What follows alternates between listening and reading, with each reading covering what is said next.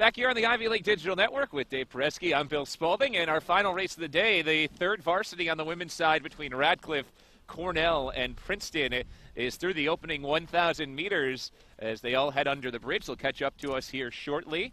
Radcliffe looking for its second straight win of the 5 races today after Princeton took the opening 3.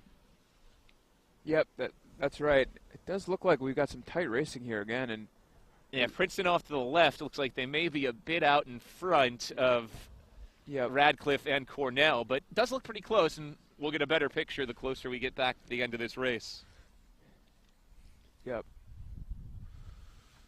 Roster for Harvard Radcliffe today at the third varsity 8 level includes the coxswain Catherine O'Donnell, in the stroke seat Elizabeth Ashford, then it's Liz Kemp, Charlotte Medway, Bella Gomez, Rachel Milam, Emma Orcutt, Maria Spillane, and Jill Sikorka rounding out the 8 for Radcliffe, currently sitting in second place behind Princeton.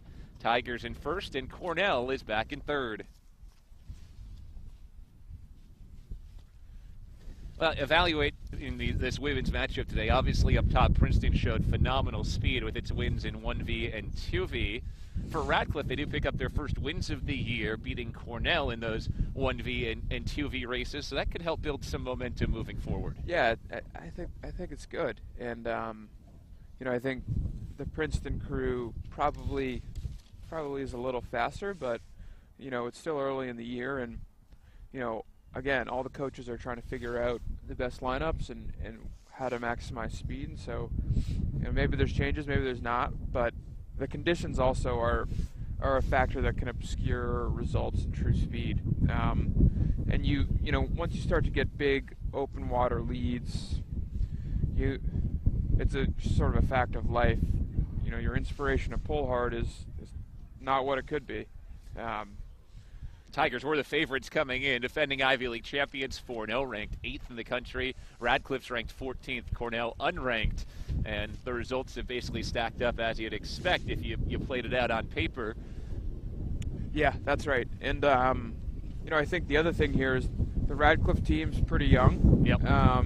They have a couple seniors, but they're pretty young. Yeah, you'd expect them to improve at a pretty quick rate throughout the course of the season. And so, racing at the college level is pretty stressful, and dealing with that stress and figuring out the right way to prepare is an important part of becoming a better racer. And I think that you're seeing that, right? We've got this Radcliffe crew who's really fighting tooth and nail and keeping it close. This will be the closest margin to Princeton for a Princeton to win, right?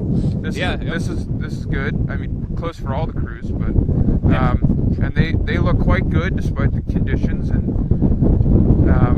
maybe possibly even closing in on the Princeton Tigers here in this last 500. Princeton heading toward the flag. They win at 1V, 2V, V4A, and now they'll take home a win at third varsity to round out the day as the Tigers finish things off. Radcliffe will come home in second place. Radcliffe was second at 1V, 2V, and 3V along with V4A. Radcliffe won V4B, and they come to the line here as the flag rises for second. Cornell finishes off its day, finishing third place in all 5 races.